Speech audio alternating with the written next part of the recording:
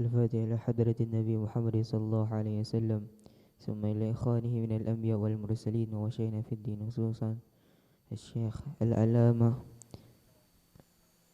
الجليل عبد الرحمن الجبائي، ووالدينا وأمهات المسلمين، بأن لا تغشهم رحمة المغفرة ويسكنهم الجنة، ونفعنا ببركاتهم وأسرارهم وأنوارهم وعلومهم في الدين والدنيا والآخرة. الفاتحة. أعوذ بالله من الشيطان الرجيم. بسم الله الرحمن الرحيم. الحمد لله رب العالمين الرحمن الرحيم مالك يوم الدين إياك نعبد وإياك نستعين اهدنا الصراط المستقيم صراط الذين أنعمت عليهم غير المغضوب عليهم ولا الضالين آمين.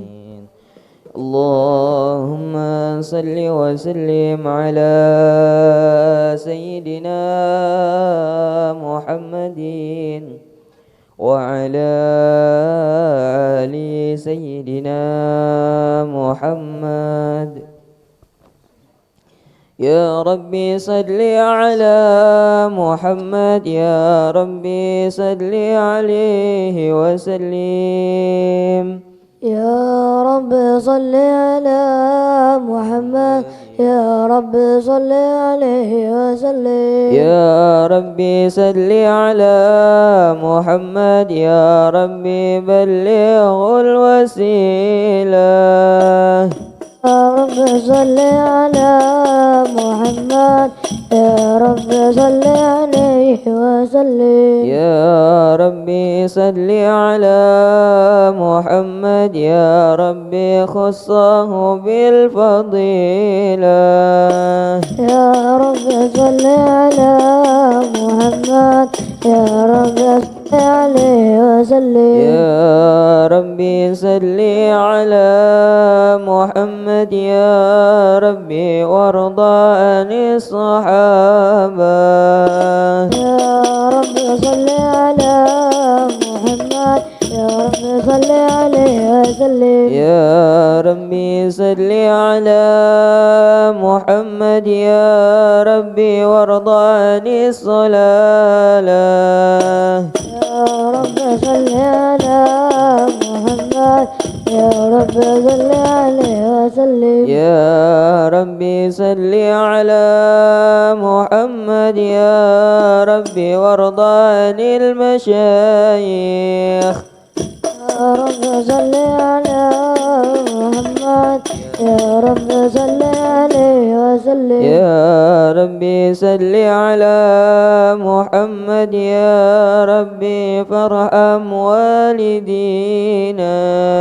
يا رب صل على محمد، يا رب صل عليه وسلم. يا ربي وارحمنا جميعا، يا ربي وارحم كل مسلم. يا رب صل على محمد، يا رب صل عليه وسلم. يا ربي واغفر لكل مذنب، يا ربي لا تقطع رجانا.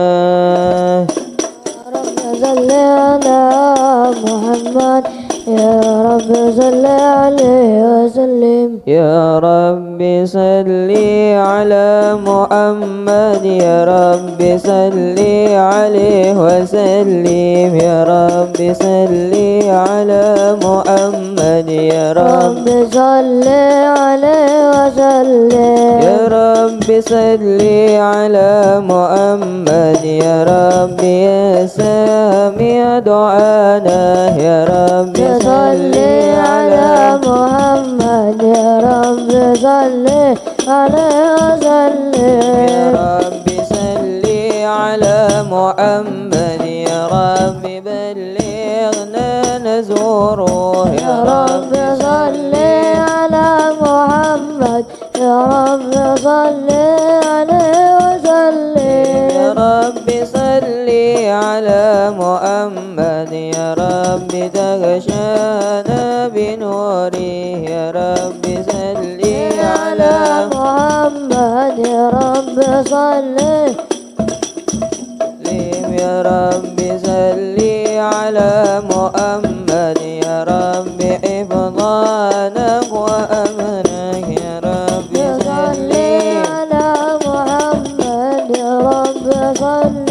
عليه وسلم يا رب صل على محمد يا رب وسكننا جنانك يا رب صل على محمد يا رب صل عليه وسلم يا رب صل على محمد يا رب أجرنا من عذابك يا رب صل على محمد يا رب صل عليه وسلم يا رب صل على محمد يا رب وارزقنا شهادة يا رب صل على محمد صل عليه وسلم يا رب صل على محمد يا رب حتنا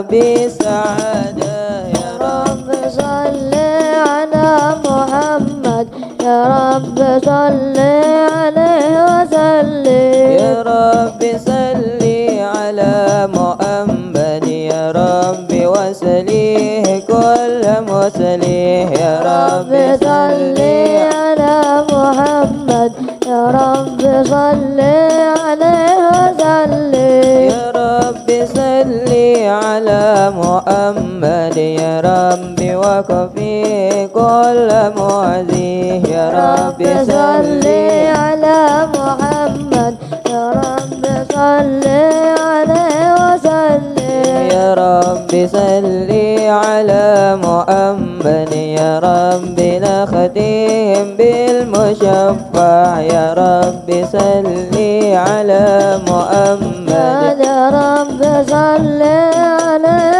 وسلم السلام عليك زين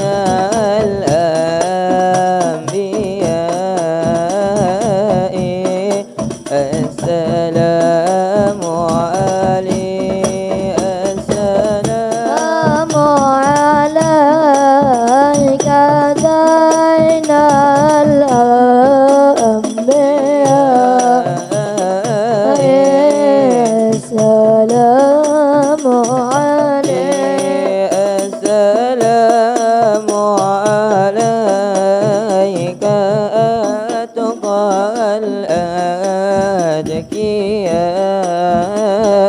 الأتقياء السلام عليك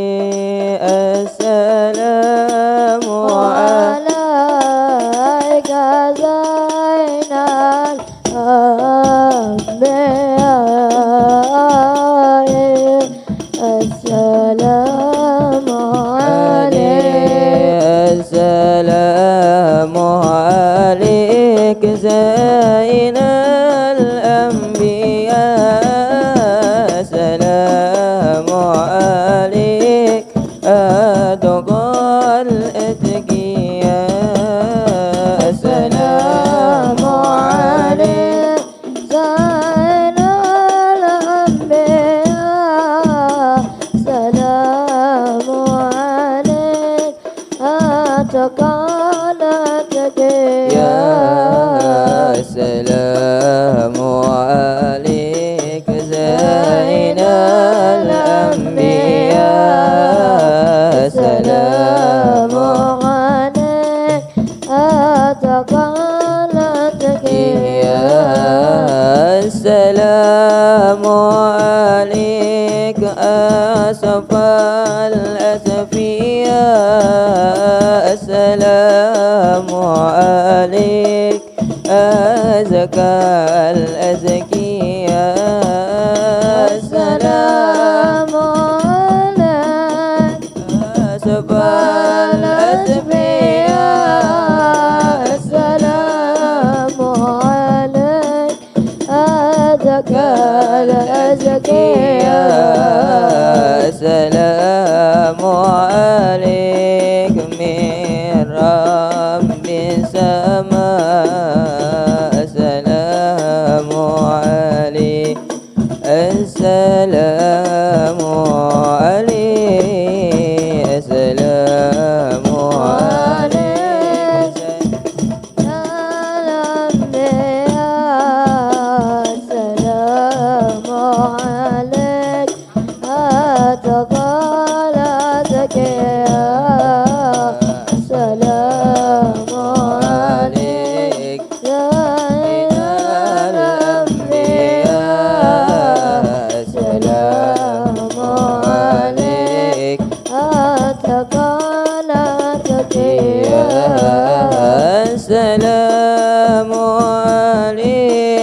أحمد يا حبيبي السلام عليك طه يا طبيبي السلام عليك أحمد يا حبيبي السلام عليك يا طبيبي السلام على المشفع في القيامة السلام عليك السلام عليك السلام عليك زين الأنبياء سلام عليك أتقالتك سلام عليك زين الأنبياء سلام عليك أتقالتك يا رسول الله يا نبي لك شفاعات وهذا المثل يا نبي يا رسول الله يا نبي لك شفاعة وهذا المطلب يا نبي يا رسول الله يا نبي لك شفاعة وهذا المطلب يا نبي أنت المرتجى يوم الزيام اشفع لنا يا خير الأنام أنت المرتجى يوم الزحام اشفع لنا يا خير الأنام اشفع لنا يا حبيبنا اشفع لنا يا حبيبنا لك شفاعة يا رسول الله يا نبي يا رسول الله يا نبي به لك شفاعة وهذا المطلب يا نبي يا رسول الله يا نبي لك شفاعة وهذا المطلب يا نبي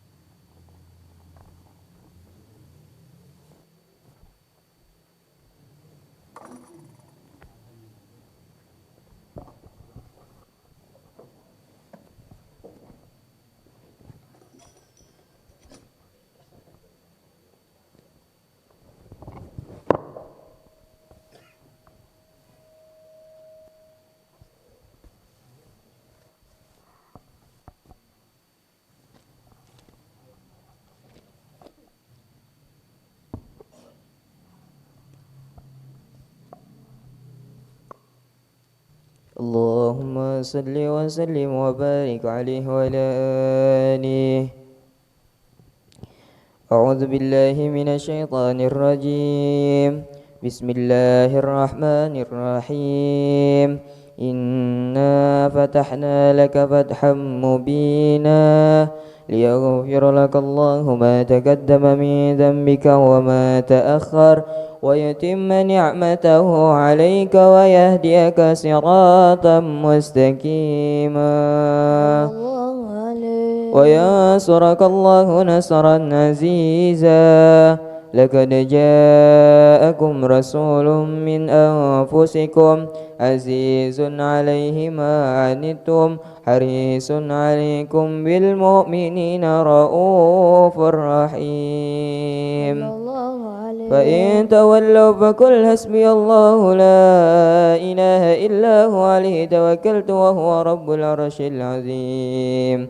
إن الله وملائكته يصلون على النبي يا أيها الذين آمنوا صلوا عليه وسلموا تسليما.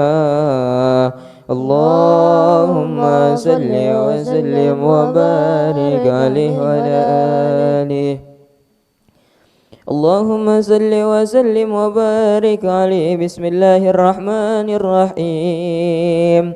الحمد لله القوي الغالب الوالي الطالب البائس الوارث ماله السالب عالم الكائن والبائن والزائل والذاهب يسبحه الآفل والمائل والطالع والغارب ويوحده الناطق والصامت والجامد والذائب يضرب بأدله الساكن ويسكن بفضله الضارب.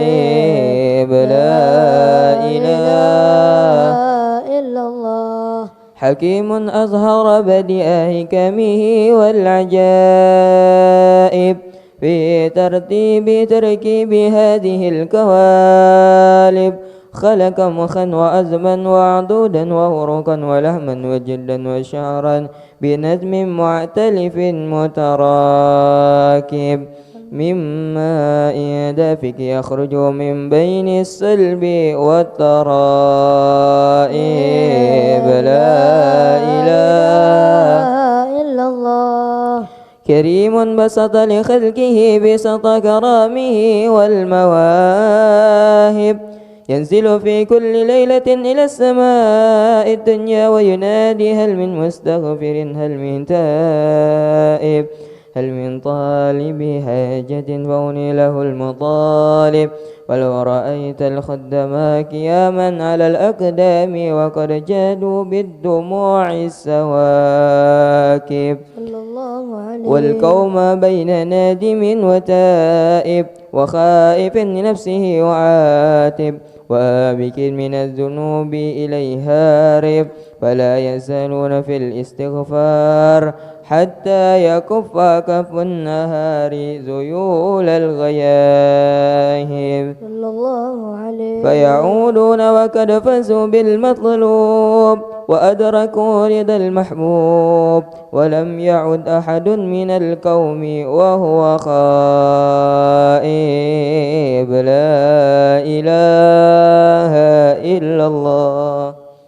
فسبحانه وتعالى من ملك أوجد نور نبيه محمد صلى الله عليه وسلم من نوره قبل أن يخلق آدم من الطين اللازب وعرض فخره على الأشياء وقال هذا سيد الأنبياء وأجل الأسفياء وأكرم الحبائب. اللهم صل وسلم وبارك عليه وعلى آله. اللهم صل وسلم وبارك عليك له آدم قال آدم بيون على المراتب كيل هو نوح قال نوح ينجو من الغرق ويخلف من خالفه من الأهل والأقارب قيل هو إبراهيم. قال إبراهيم به تقوم حجته على عبد الأصنام والكواكب. قيل هو موسى.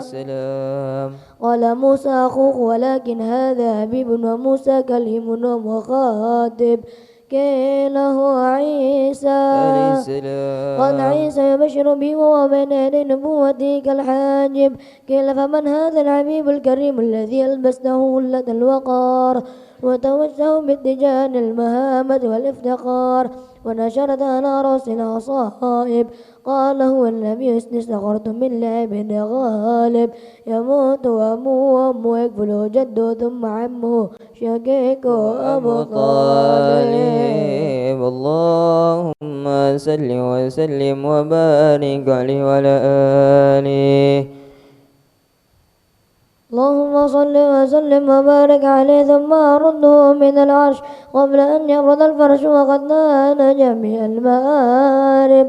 فإذا صرفت تربية طيبة منه بأشرف غالب سأت إلي أرواح المحبين الأكدام والنجائب. اللهم صل وسلم وبارك عليه وعلى آله.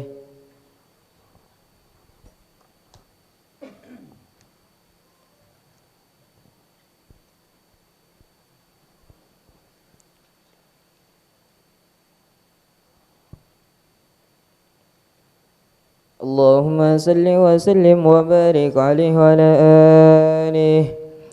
فاهتز الأرش طرابا واستبشارا وازداد الكرسي هيبة ووقارا وامتلأت السماء أنوارا ودجت الملائكة تهليلا وتمجيدا واستغفارا. سبحان الله والحمد لله ولا إله إلا الله والله أكبر. سبحان الله والحمد لله ولا إله والله أكبر. سبحان الله الحمد لله ولا إله إلا الله والله أكبر. ولم تزل أمه تراء وأن من فخره وفضله إلى نهاية تمام حمله. فلما اشتد بها الطلق بإذن رب الخلق ودعت الحبيب صلى الله عليه وسلم ساجدا شاكرا حامدا كأنه البدر في تمام. صلى الله على محمد صلى الله عليه وسلم. صلى الله على محمد يا ربي صل وسلم.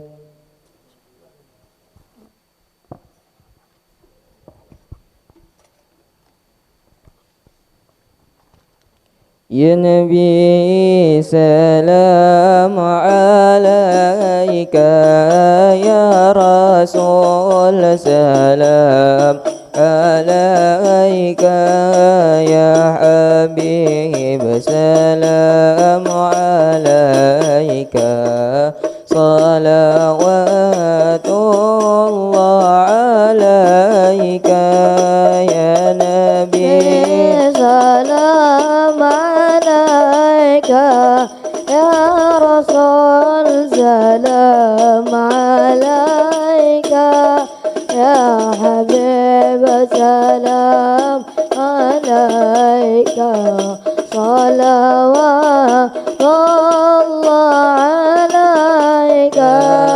أشرق البدر علينا فاختفت من البدور مثل حسنك ما رأينا قد يا وجه السرور.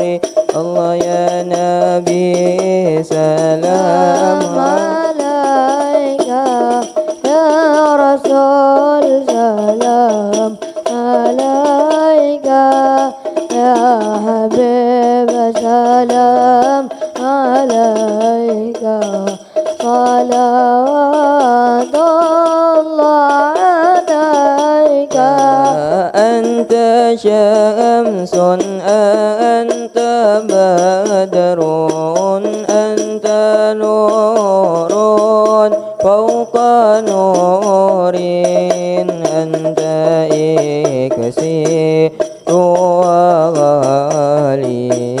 أنت مصباح الصدور الله يا نبي سلام عليك يا رسول سلام عليك يا حبيب سلام عليك صلوات الله عليك يا حبيبي يا محمد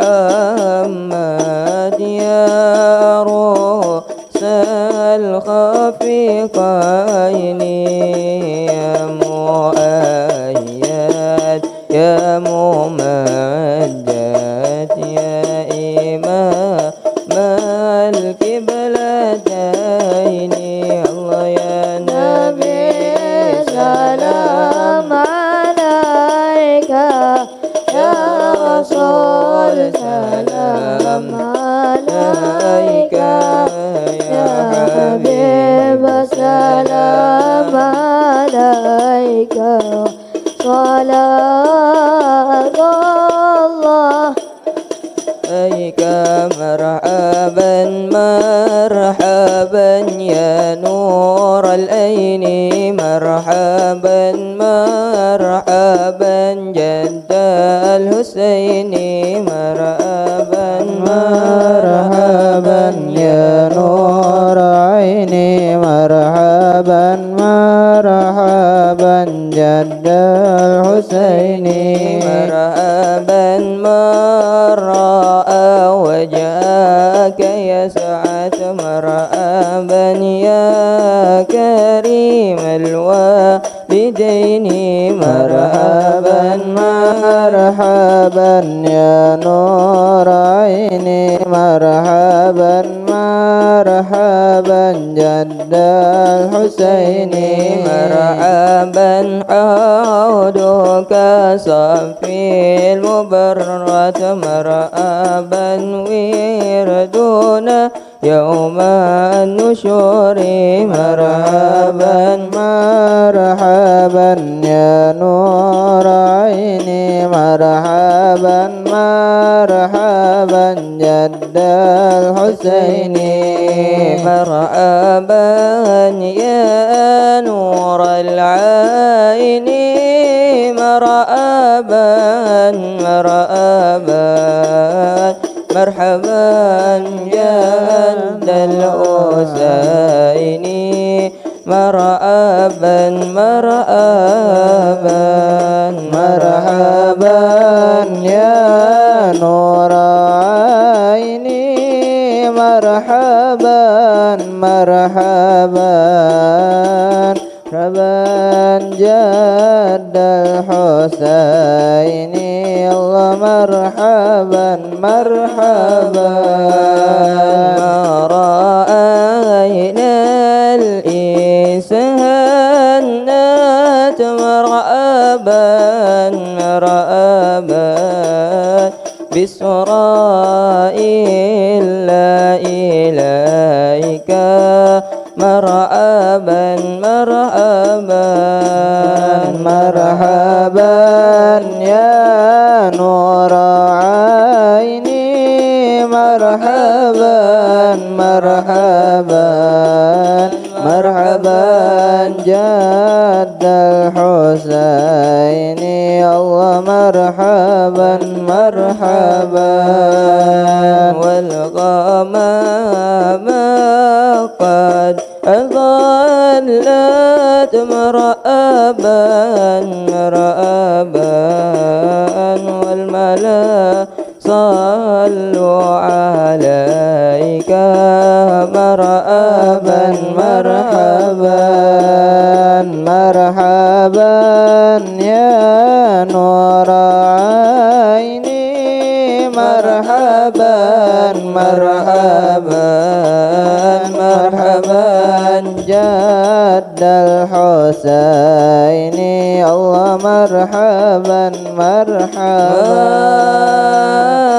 مرحبا يا مرحبا يا نور العين مرحبا جد الحسين مرحبا مرحبا مرحبا يا مرحبا يا نور عيني مرحبا جد الحسين مرحبا مرحبا وصلاة الله تغشى أشرف الرسل محمد وسلام مستمر كل إني تجدد صلى الله على محمد مرحبا يا رسول الله صلى الله عليه وسلم مرحبا صلى الله على محمد مرحبا صلى الله عليه وسلم مرحبا اللهم صل وسلم وبارك عليه وعلى آله.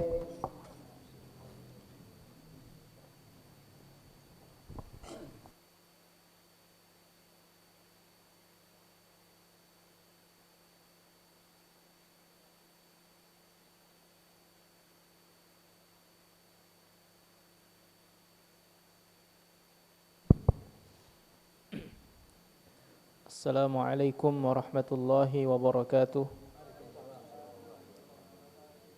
Innal hamdalillah nahmaduhu wa nasta'inuhu wa nastaghfiruh wa na'udzu billahi min shururi anfusina wa sayyiati a'malina may yahdihillahu fala mudilla lahu wa may yudlil fala hadiyalah. Ashhadu an la ilaha illallah wahdahu la syarika lah wa ashhadu anna sayyidana wa nabiyyana Muhammadan abdullahi wa rasuluh. Amma ba'du. Segala puji bagi Allah, salawat dan salam semoga tetap curah limpahkan kepada junjungan Nabi besar Muhammad sallallahu alaihi wasallam, pada keluarganya, pada sahabatnya dan kepada kita umatnya yang setia mengikuti sunnah-sunnahnya hingga hari kiamat. Untuk mempersingkat waktu, kami sebagai pembawa acara, sebelum kita mendengarkan tausiah atau ceramah dari guru kita, kami ingin mengumumkan untuk jamaah bapak-bapak, insya Allah nanti kita akan ingatkan kembali di akhir acara. Bagi jamaah bapak-bapak, jamaah ikhwan, setelah acara bersama Habib selesai, diharapkan untuk segera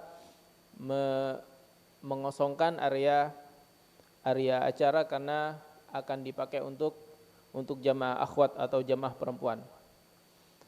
Baik jamaah sekalian yang dirahmati Allah Subhanahu wa taala, langsung saja kita dengarkan tausiah atau ceramah agama dari guru kita yang mulia Al Habib Ali Assegaf. Kepadanya waktu dan tempat kami persilahkan.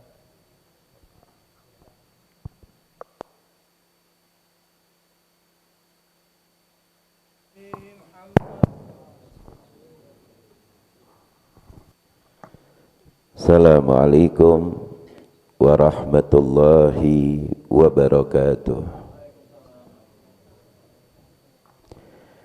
Alhamdulillah,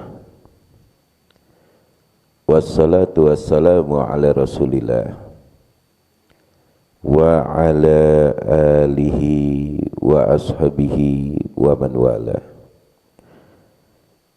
Wala hawla wala quwwata illa billahil aliyyil azim.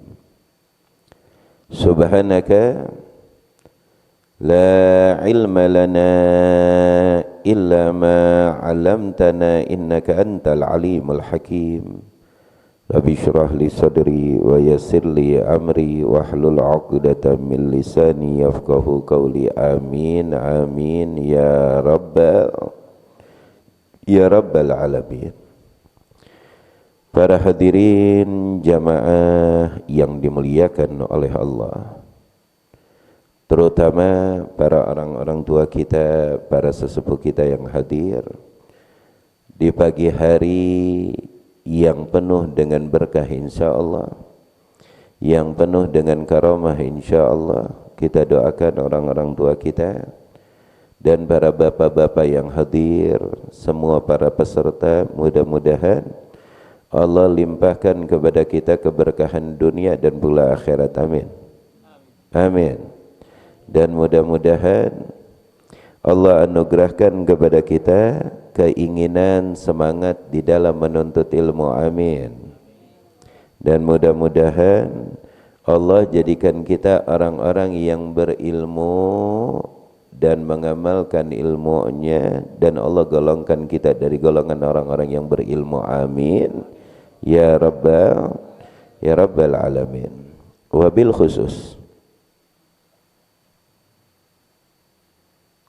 khusus yang kita doakan sahibul bait Ibu Dr. Enrina, kita doakan beliau semoga selalu panjang umur, semoga selalu dalam keberkahan Allah Subhanahu wa taala, dan mudah-mudahan apa yang dicita-citakan oleh beliau Allah wujudkan. Amin ya rabbal alamin.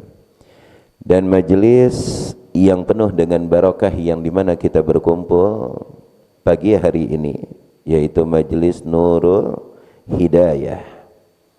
Mudah-mudahan ini majelis terus terpancar cahaya, ya, cahaya hidayah, petunjuk dari Allah Subhanahu wa taala, sehingga kita mati dalam akidah yang sahih, dalam keyakinan yang sahih, dalam iman yang sahih. Amin ya rabbal alamin.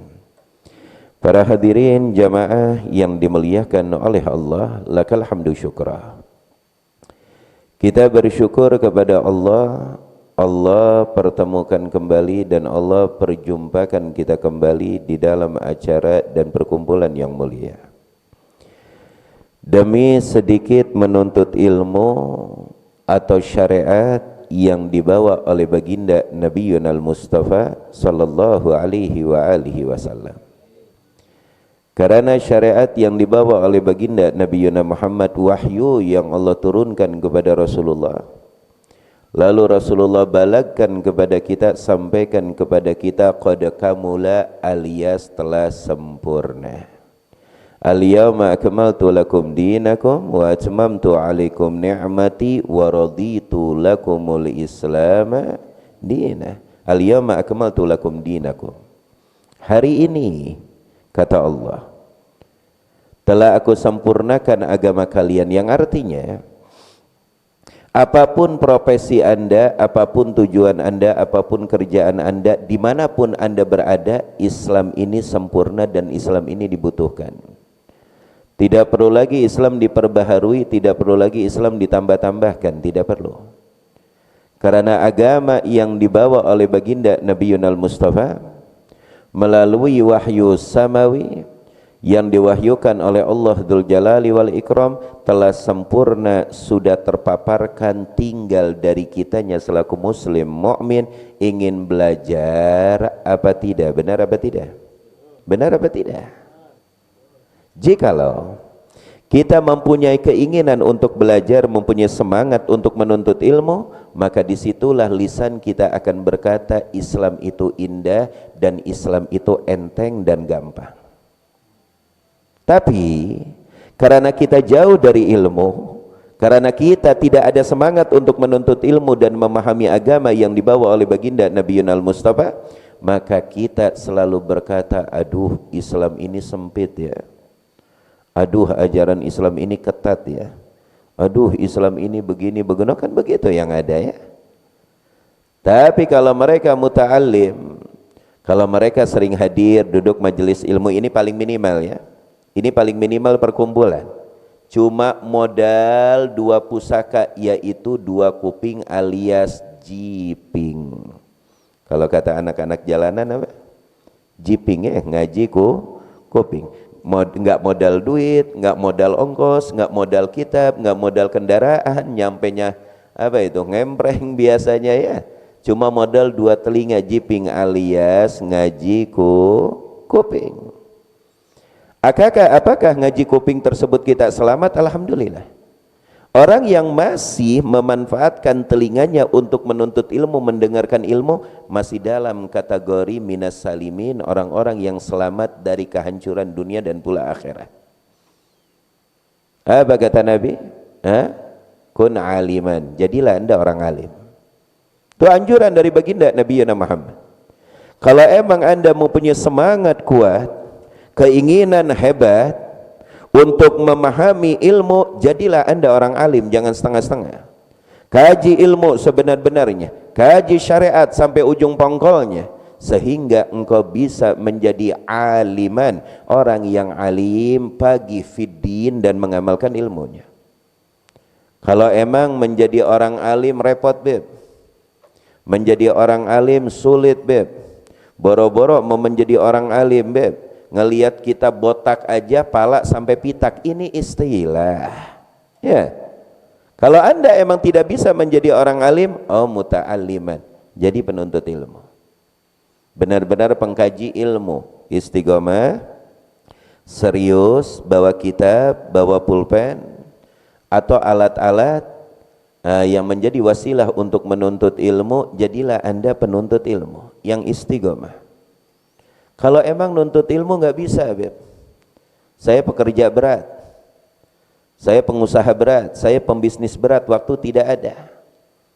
Loncat ke tingkatan yang ketiga, mustami'an. Jadilah anda pendengar nih, 2 kuping manfaatin.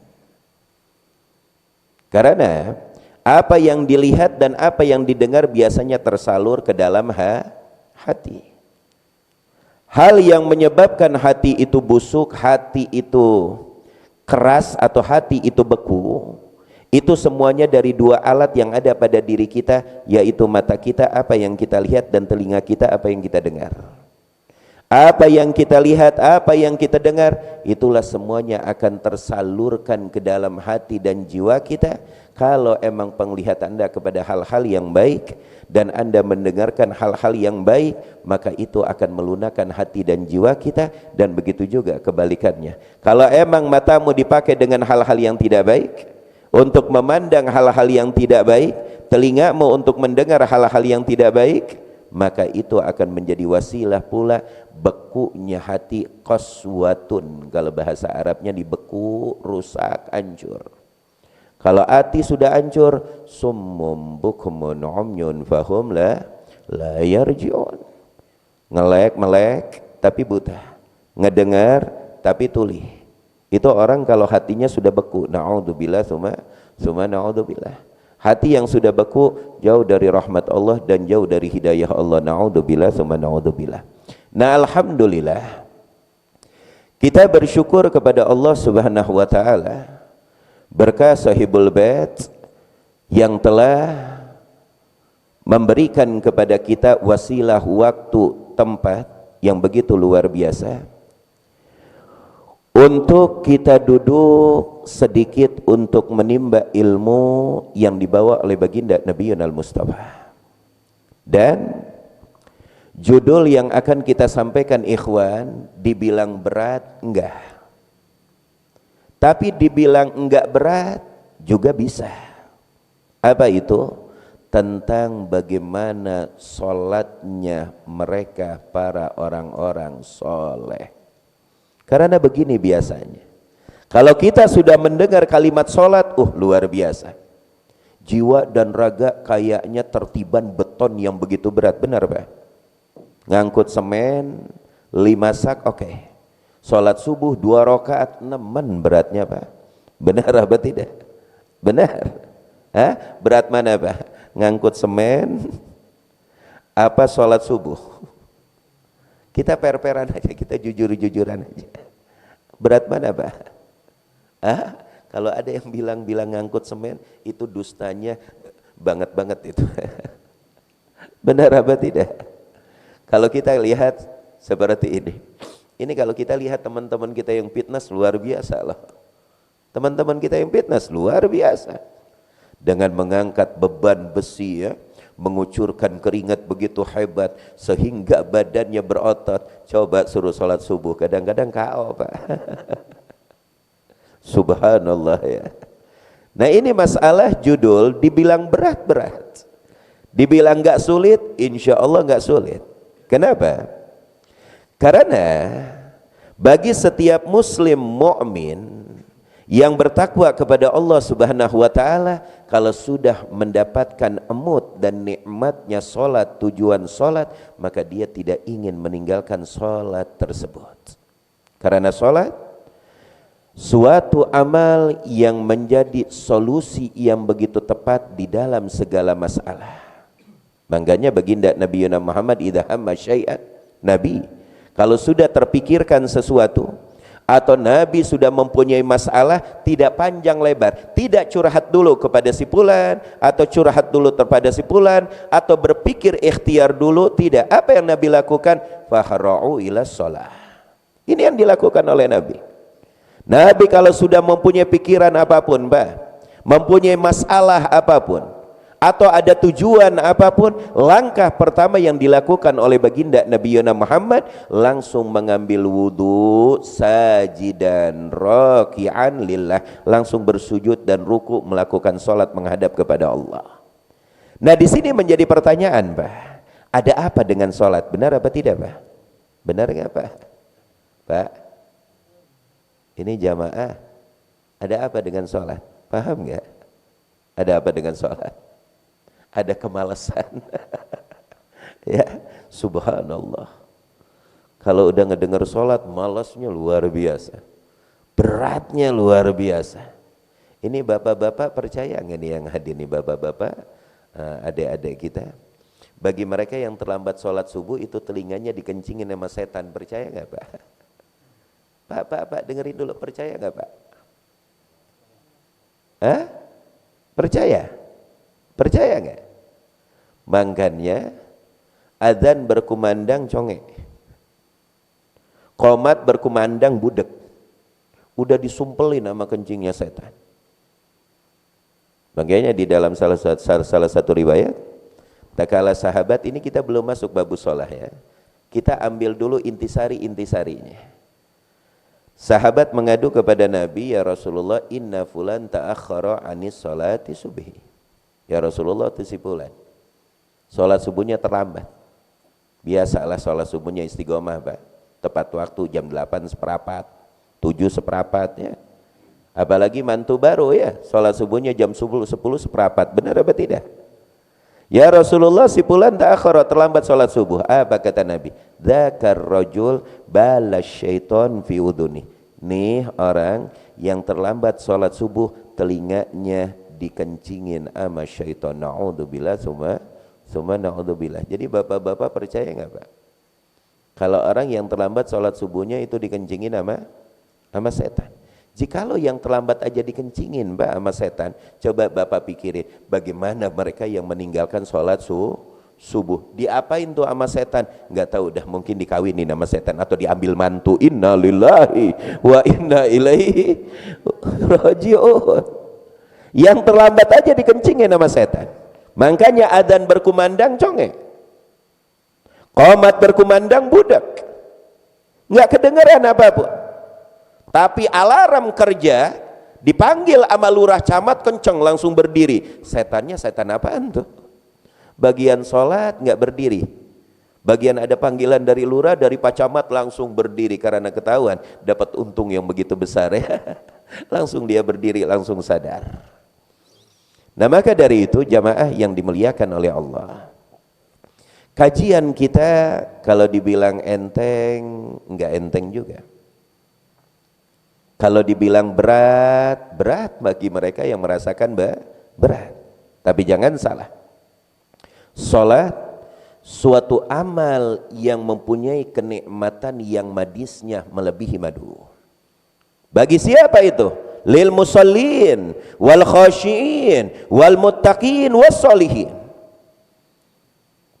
Bagi mereka orang-orang yang bertakwa, orang-orang yang mulia, mereka manusia-manusia pilihan Allah Subhanahu wa taala, mereka jadikan salat itu aghla syai'.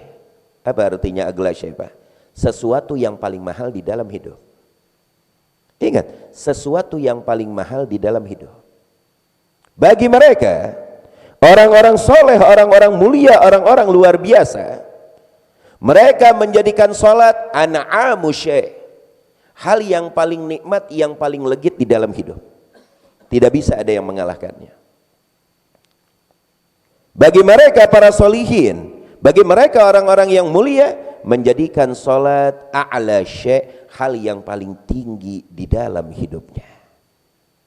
Mereka jadikan salat segala galanya, maka mereka suatu hamba-hamba Allah yang tidak pernah melirik ke kanan ke kiri dan tidak tergoda dengan apapun. Apabila datang panggilan salat, fahra'u ila shalah, langsung mereka melaksanakan salat, lupa dengan dunia seisinya, bisnis, usahanya, kerjaannya, mereka langsung melaksanakan salat karena itu panggilan yang paling mahal di dalam hidup kita. Itu bagi mereka. Itu bagi mereka benar. Jadi ada mereka yang melaksanakan sholat berat, ada yang masih melaksanakan sholat dipaksakan, ada. Tapi bagi mereka kaum solihin, mereka wali min auliyaillah, menjadikan sholat aghla syai' wa an'am syai' wa a'la syai' wa arfa syai', sesuatu yang paling ghali, yang paling istimewa, yang paling mewah, yang paling nomor satu di dalam hidup ini Allah. Nanti ntar kita akan ceritakan. Nah maka dari itu, jamaah yang dimuliakan oleh Allah, kita mulai dari awal dasar. Apa sih sholat itu? Ini kita awal dasar dulu, jangan kemana-mana dulu Pak. Sebelum kita sampai kepada khusyuk dan hudur, atau kita sampai kepada hal bagaimana cara kita menikmati dan mendapatkan kenikmatan sholat, maka langkah pertama kita wajib memahami poin yang pertama, syariat yang pertama, apa itu sholat. As-sholatu Pak, di dalam kitab-kitab fikih, sholat itu Pak artinya di dalam segi logo bahasa ya. Kalau kita tahu ad-du'a, artinya doa Pak, harapan. Di dalam arti as-salatu lughatan ad-du'a, salat di dalam segi arti, di dalam segi bahasa artinya doa, yang artinya permohonan dan harapan kepada Allah. Berarti bisa dikesimpulkan Mbak, yang namanya salat itu pasrah, memohon, meminta, menghadap kepada Allah Subhanahu wa taala. Itu hakikat salat. Ini di dalam segi di dalam segi bahasa. Di dalam segi bahasa aja makna sholat udah luar biasa. Doa, harapan, permintaan, permohonan, kepasrahan, itu sholat Pak. Bangganya di dalam sholat kan ada suratul Fatihah. Di tengah-tengah suratul Fatihah ada ayat iyyaka na'budu, iyyaka nas, kepadamu kami menghamba, kepadamu kami memasrahkan, kepadamu kami menghamba, kepadamu kami menghadap, kepadamu kami bertawakal. Iyyaka na'budu wa iyyaka nasta'in, dan kepadamu kami meminta pertolongan, kami meminta solusi, kami meminta bantuan. Apapun yang kami inginkan kepadamu, clear. Tidak ada lagi patokan yang benar-benar kita patokan di dalam penghambaan kita, dan pula di dalam harapan yang dimana kita membantu, kecuali Allah Subhanahu wa ta'ala. Allahu Akbar, Masya Allah, Tabarakallah. Nah, di dalam lughah bahwa salat itu doa, harapan, permohonan, permintaan. Lalu kalau dalam segi syariat apa itu? Syar'an, menurut makna fuqaha, ulama-ulama fikih, salat itu apa? Aqwalun wa af'al, muftatihatun bitakbir wa mukhtatimatun bitaslim.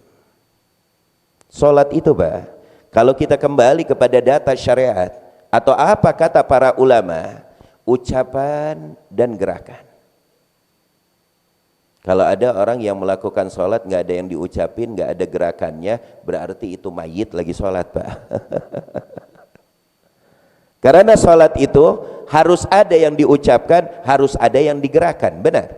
Contoh ucapan seperti apa? Membaca suratul Fatihah, membaca tahiyat, ini ucapan doa. Atau zikir di dalam sholat, tasbih inda ruku, tasbih takala sujud, ini namanya ucapan. Wa af'alun, dan ada gerakan, yaitu ruku, sujud, i'tidal, julus baina sajdatain, duduk tahiyat, tahiyat pertama, tahiyat kedua. Nah ini yang dinamakan af'al, gerakan. Lalu muftatihatun bitakbir, yang dimulai setarnya dengan takbir Allahu Akbar. Wa mukhtatimatun bitaslim, dan diakhiri dengan taslim. Nah, setelah kita mengetahui bahwa arti di dalam segi bahasa salat itu pada hakikatnya doa, harapan, permohonan seorang hamba yang miskin fakir, yang mempunyai titel fakir sampai hari kiamat, karena tidak ada manusia yang hebat dan tidak ada manusia yang kaya. Kayanya manusia Pak hanya sekedar nisbah, pada hakikatnya manusia masakin, fugoro, miskin, kin ditambahin. Itu pada dasarnya manusia. Apakah ada manusia yang kaya? Jikalau ada manusia yang kaya, itu kaya nisbah Pak. Tapi pada hakikatnya manusia la mulka lahu, nggak punya milik apapun. Kadang kan kita begini Pak ya, ini mata gue nih, ini mata aku nih, ini mata saya, ini mata anak. Benar apa tidak Pak? Oke. Kalau kita mengatakan ini mata saya, ini tangan saya, ini kaki saya, boleh-boleh saja. Tapi pada hakikatnya mata yang ada di kepala mengontrak, itu milik Allah. Tangan yang ada di jasad kita ngontrak, itu milik Allah. Kaki yang ada di jasad kita ngontrak, itu milik Allah. Apapun yang ada di dalam jasad kita, ini semuanya hukum ngontrak Pak. Makanya Allah kontrakan kepada kita, pakai tuh yang baik-baik, mata yang baik-baik, kaki melangkah yang baik-baik. Benar apa tidak Pak? Kalau kaki melangkah ke tempat yang tidak baik, ada hisabnya nggak Pak? Ada hisabnya nggak Pak? Kenapa milik kita ada hisabnya? Loh, ini bukan milik kita, ini milik Allah. Makanya patut Allah menghisab setiap langkah kaki kita, kemana kita melangkah. Toh ini ngontrak, bukan milik kita, tapi ini milik Allah. Makanya Allah katakan, ya ayyuhan nas antumul fuqara'u ilallah wallahu huwal ghaniyul hamid. Hai manusia, kata Allah, hai anak keturunan Adam, antumul fuqara'u ilallah, kalian fakir, kalian semuanya miskin, lahir tidak membawa apapun, dan kau akan masuk liang kubur tidak membawa apapun. Kalian semuanya fakir, miskin. Lalu siapa yang mempunyai titel kaya, raya, dermawan? Wallahu huwal ghaniyul hamid. Hanya dialah Allah Al-Ghani, yang maha kaya, Al-Hamid, yang maha terpuji Allah. Nah maka dari itu jamaah yang dimuliakan oleh Allah Subhanahu wa ta'ala, maka langkah yang pertama di dalam menyempurnakan sholat kita dan bagaimana sholat kita akan mendapatkan khusyuk dan pula diterima oleh Allah, ingat, langkah yang pertama, pahamin dulu hukum-hukum. Ini kan terkadang begini, kita ingin khusyuk di dalam sholat, kita ingin ingat Allah di dalam sholat, hukum ruku nggak paham, hukum sujud nggak paham, letak mana saja tak kala sujud wajib menempel ke bumi, benar apa tidak? Benar apa tidak? Terkadang i'tidal, terkadang pas sampai i'tidal tangan goyang-goyang 3 kali, sedangkan di dalam hukum sholat ada 3 gerakan mutawaliyah yang berlangsung, itu membatalkan sholat kita. Nah ini jarang. Dan maaf kata nih Pak, berapa kali Al-Fagir kalau ada acara ke Pekalongan, acara ke Tegal, ke Jawa Tengah ya, atau ke Jawa Barat tak kala keliling dakwah ya, Kadang kan kita ketemu sholat di rest area ya, di rest area. Itu tidak sekali, dua kali kami menemukan teman-teman kita, saudara-saudara kita sholat dengan entengnya, terkadang pakai lepis, pakai kaos, maaf, pas sujud, lepisnya ketarik ke bawah, kaosnya ketarik ke atas. Benar apa tidak? Pernah merasakan nggak Pak? Bohong kalau nggak pernah. Benar? Tak kala baju Anda terangkat, celana Anda terbawa ke bawah, lalu terbuka terlihat kulit punggung Anda, tidak sah sholat Anda. Tar dulu, dengerin Obib nggak sah, dengerin dulu. Karena batas aurat laki-laki di mana Pak? Pusar. Nah pusar ini Pak sekeliling tuh batasnya, muter sampai ke belakang. Kalau emang pusar ke bawah, oke, sah sholatnya. Misalnya bapak-bapak pakai sarung doang ya, nutupin pusar sampai belakangnya, sah nggak sholatnya? Sah. Karena aurat laki-laki pusar sampai kemana? Ke ujung ini apa? Dengkul ya. Kalau bahasa kita dengkul. Kalau bahasa kerennya apa Pak? Bahasa Inggrisnya dengkul apa Pak? Kalau bahasa Afrikanya Pak? Itu kan laki-laki. Paham tuh? Itu untuk laki-laki. Tapi begini, kalau emang kulit yang ke bawah dari putih lihat tidak sah. Makanya baik-baik itu yang sholatnya pakai kaos atau celana lepis atau celana begi, tak kalah sujud tuh ingetin tuh suaminya, ingetin anak-anak lakinya, dan para bos-bos ingetin karyawannya. Jangan sampai tak kalah sujud itu ketarik Pak, area auratnya terlihat, batal Pak, sholatnya cuma.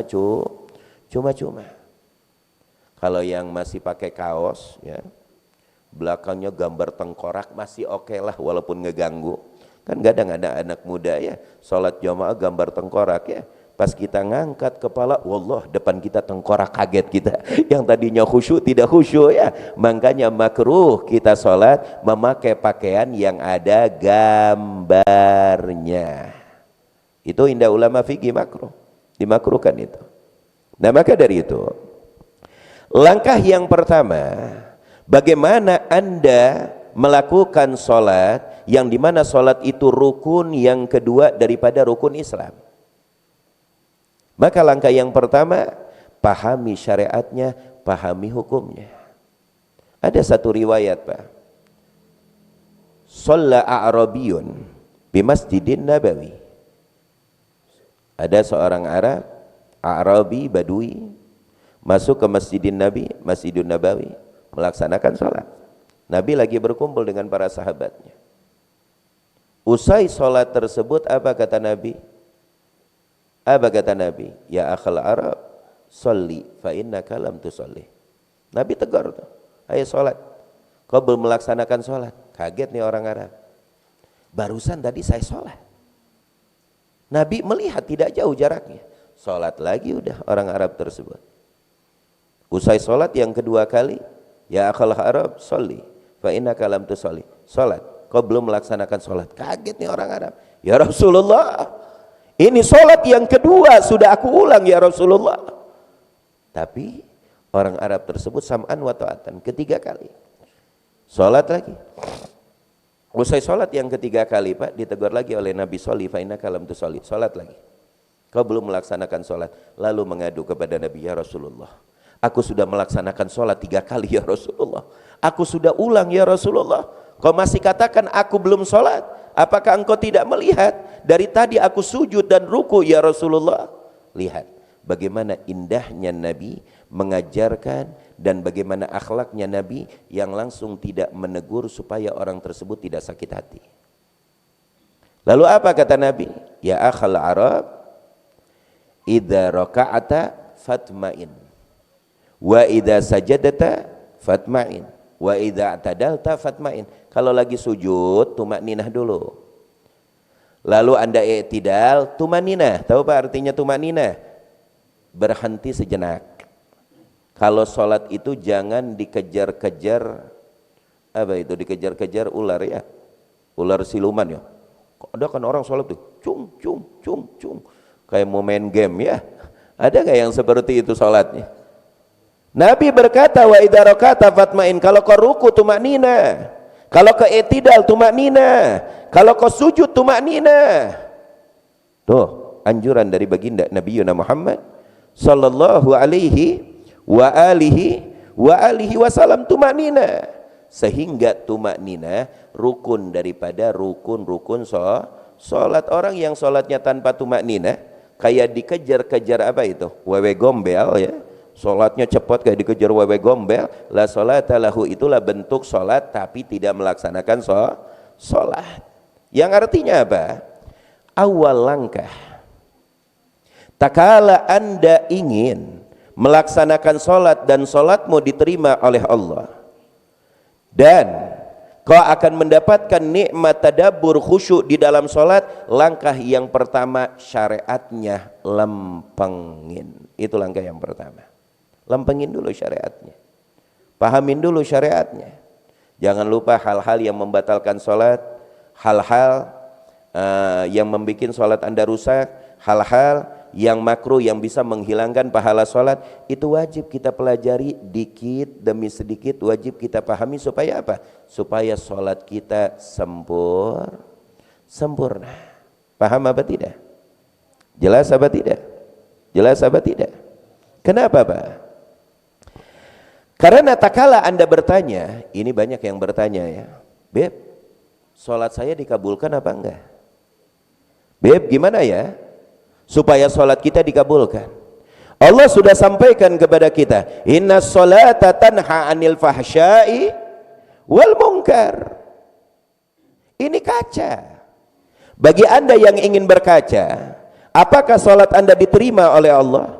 Apakah salat Anda makbulah? Atau salat Anda ghairu makbulah, tidak diterima oleh Allah? Silakan Anda berkaca, dan kaca sudah diberikan oleh Allah di dalam Al-Quran, inna sholata tanha anil fahsya'i wal munkar.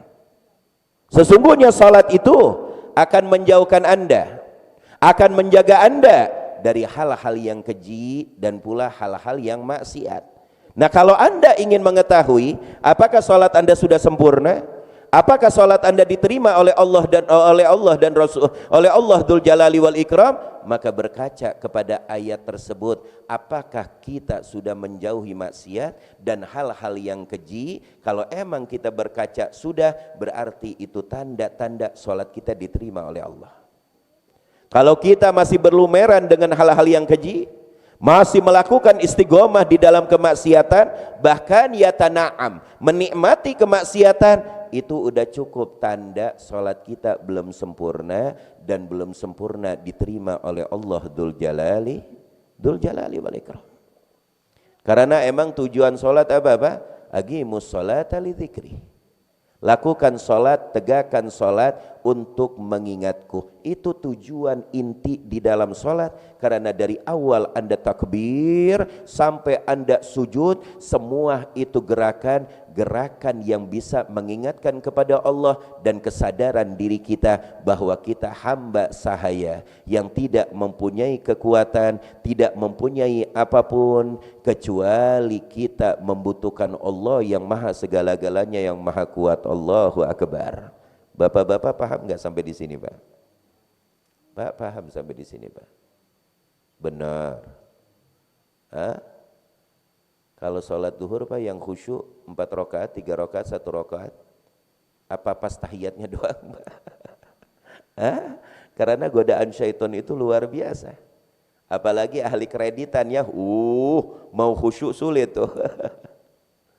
Kalau udah melakukan sholat, ya Allah udah akhir bulan, bentar lagi ya kreditan belum dibayar, inna lillahi wa inna ilaihi raji'un. Nah, maka dari itu jamaah yang dimuliakan oleh Allah, ini ada sedikit pituah. Jam berapa sekarang? Mulai jam berapa kajian? Sekarang jam berapa? Jam 11 pas. Nah, kajian Ibu Muslimah jam berapa? Jam 1 ya, mulai ya habis duhur ya. Oh sudah ada ya, Masya Allah. Masya Allah. Maka dari itu kita dengarkan, sedikit mengkaji. Tadi ceramah kita ambil kajiannya sedikit, supaya kita memahami bagaimana pituah para salaf-salaf kita terdahulu, dan bagaimana hebat semangatnya mereka di dalam melaksanakan sholat. Qala Ali karamallahu wajha, Imam Ali berkata, lihat pituah Imam Ali bin Abi Thalib, kunu bigabulil amali ahamma minkum bil amal fa innahu la yakillu amalun makbul.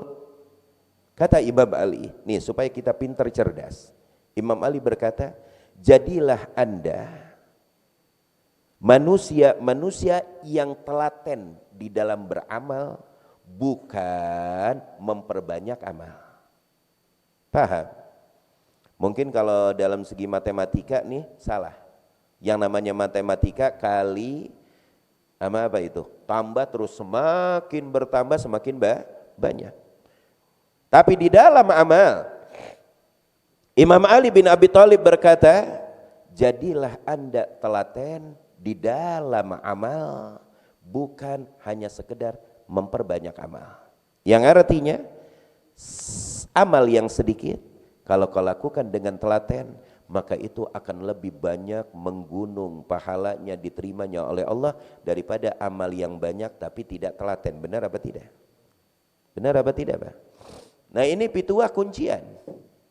Yang artinya apabila anda ingin berhasil di dalam segala hal, bukan hanya di dalam akhirat saja ya, di dalam segi dunia pun, di dalam segi tujuan, cita-cita, keinginan kita, jikalau kau ingin sampai kepada tujuan, keinginan, cita-cita anda, kuncinya satu, telaten. Ya, istiqomah dan juga telaten. Nah pula kata Imam Ali, jikalau kau ingin melaksanakan suatu amal tentang akhirat, sehingga kau ingin mendapatkan kemuliaan di akhirat, kau ingin mendapatkan syafaat Nabi di akhirat, kau ingin mendapatkan jannatul firdaus di akhirat, bagaimana cara itu kita hasilkan? Dengan telaten. Amalkan suatu amal dengan telaten, bukan hanya dipikirkan banyaknya. Kalau banyak telaten ya lebih oke. Tapi kalau ukuran kita apa? Lebih baik telatennya ya, itu ukuran kita apa? Ya. Qalal arifun tahsinul a'mali ahabbu ilallahi ta'ala min taktsiril a'mal. Tahsin, Pak, menyempurnakan satu amal lebih baik daripada 1000 amal yang kita kerjakan tanpa tahsin, tanpa telaten. Nah ini yang perlu dibentuk langkah pertama. Jadi jadikan di benak kita, Pak, kalau kita ingin beramal, bagaimana amal ini sempurna dan diterima oleh Allah, yang perlu dijalankan dengan telaten, Pak. Tapi kan kebanyakan dari kita cepat, desik ya. Apa itu? Plus langsung ya. Semuanya pengen cepat, sholat pengen cepat, puasa pengen cepat. Kenapa, Pak? Kilat, pengennya dari kita kilat. Bahkan masuk surga pengen kilat dari kita ya. Segala-galanya pengen kilat. Kalau udah dengar surga, ya Allah, bagaimana caranya masuk surga dengan kilat? Itu kebanyakan dari kita. Padahal langkah yang pertama menuju sempurna tahsin. Sempurnakan, telatenkan amal-amal yang sedikit, disitulah kau akan mendapatkan kenikmatan yang begitu luar biasa, kekhusyuan, kehuduran di dalam sholatmu atau di dalam amal-amal yang lain, amal ibadah yang lain. Galallahu ta'ala alladzi khalaqal mauta wal hayata liyabluwakum ayyukum ahsanu amala. Coba kita lihat, Pak. Allah ciptakan kita untuk ibadah, benar enggak, Pak? Allah ciptakan kita untuk menghamba, benar? Hah? Wa ma khalaqtul jinna wal insa illa liya'budun. Tidaklah aku ciptakan jin, makhluk halus dan inis, anak keturunan Adam, manusia, kecuali untuk menghamba, pasrah, tekun dengan peraturan yang Allah tentukan. Itu tujuan hidup, benar?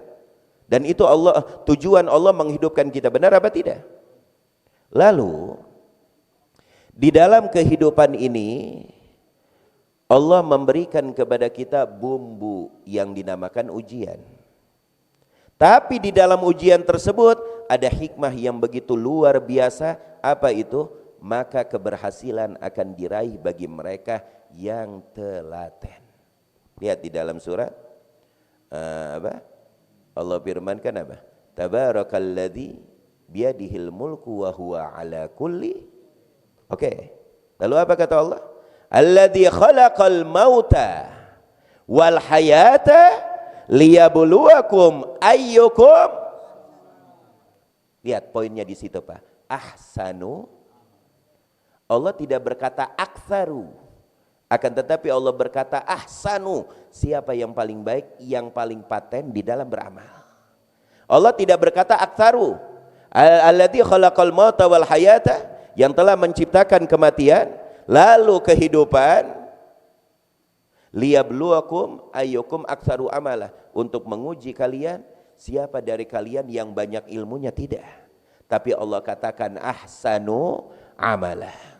Siapa dari kalian yang telaten, benar-benar telaten di dalam beramal, apapun yang aku wajibkan, apapun yang kekasihku sunnahkan, di dalam amal-amal yang mulia, amal-amal yang baik, siapa dari kalian yang telaten mengamalkannya? Benar apa tidak? Itu poinnya.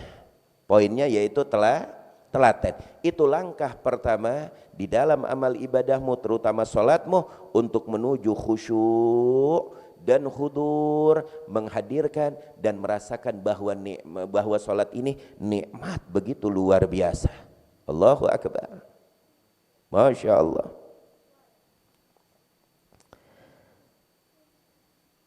Kita lihat di sini ada beberapa poin yang luar biasa ya, yang disampaikan oleh para ulama. Lihat, qala ba'dul ulama. Di sini dikatakan sebagian para ulama berkata, apa itu? Aqallu darajati sholihin ayusalliya rak'atain la yuhadditsu fihi ma nafsah. Pak, paling kecilnya nih kedudukan orang soleh yang mendapatkan kedudukan soleh, Pak, di hadapan Allah nih, paling kecilnya kedudukan orang soleh itu kalau melaksanakan sholat 2 rakaat gak ada unek-unek di pikirannya atau di hatinya kecuali Allah Subhanahu wa ta'ala. Makanya kalau kayak kita nih ngaku soleh gak pantas, dianggap soleh apalagi. Makanya banyak-banyak istighfar. Kalau ada orang berhusnudzon kepada kita soleh, langsung akad doa, amin, mudah-mudahan menjadi doa terwujud kepada diri kita. Benar apa tidak?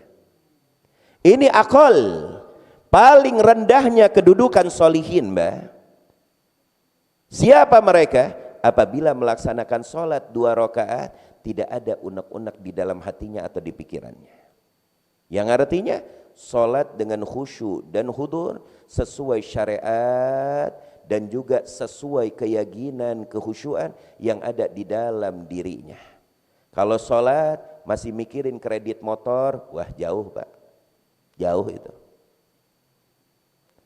Kalau kita sholat masih mikirin akhir bulan, jauh. Atau kita sholat nih masih mikirin traveling ya, besok nih mau traveling gini begini jauh, Pak. Itu jauh ya. Nah, derajat yang paling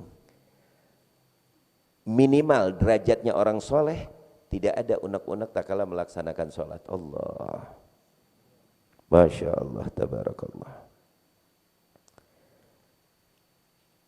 Dan ini ada wasiat dari Imam Ghazali ini begini, jikalau kita tidak bisa khusyuk di dalam keseluruhan sholat, gini dah Pak, jangan ngomongin masalah khusyuk, emang itu berat, tapi mau tidak mau kita wajib belajar khusyuk, mau tidak mau.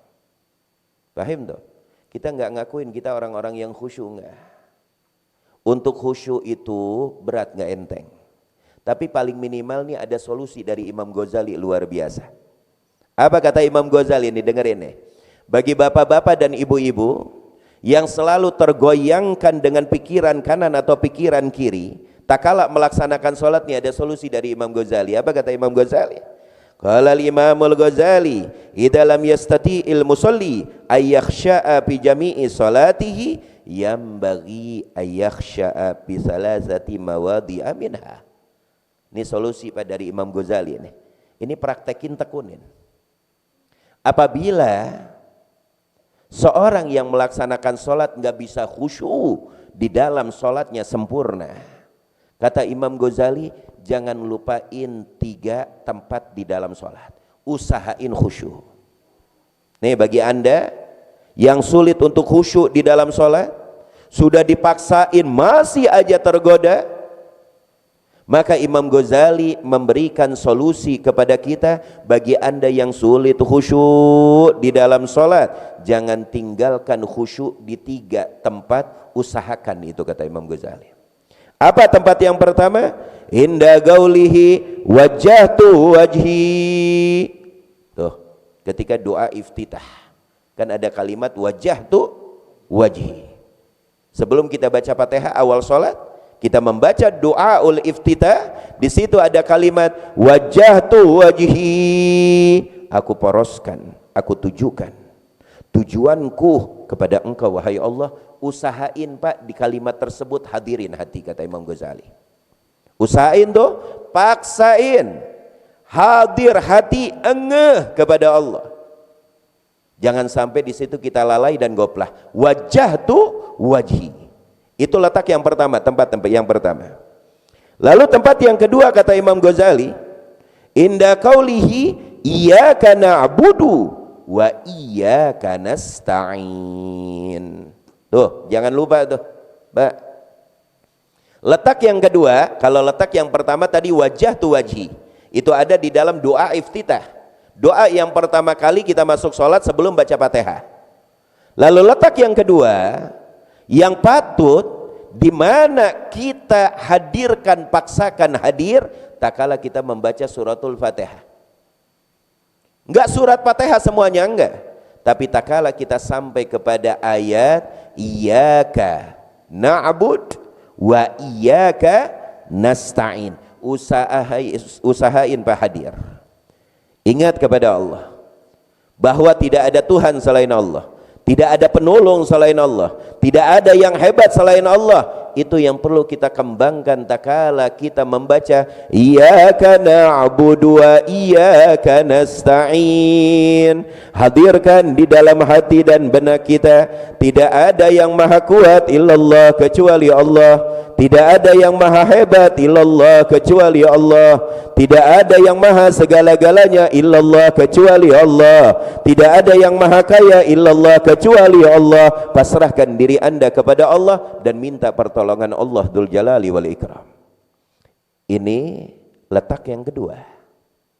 Tak kala kita membaca iyyaka na'budu wa iyyaka nasta'in. Lalu letak yang ketiga Pak, apa yang perlu kita khusyuk? Lihat, inda gaulihi assalamu alayka ayyuhan nabiyyu wa rahmat, assalamu alayka ayyuhan nabi. Ketika tahiyat Pak, at-tahiyatu mubarakatus salawatu thayyibatu lillah, assalamu alayka ayyuhan nabiyyu wa rahmatullahi. Ini letak yang ketiga Pak. Ketika kita mengucapkan salam kepada baginda Nabi Yuna Muhammad, hadirkan hati kita. Ingat di situ Allah dan ingat di situ baginda Nabi Yuna Muhammad ibni Abdillah. Kalau ada orang yang berkata, kenapa nama Nabi diukir-ukir di dalam sholat?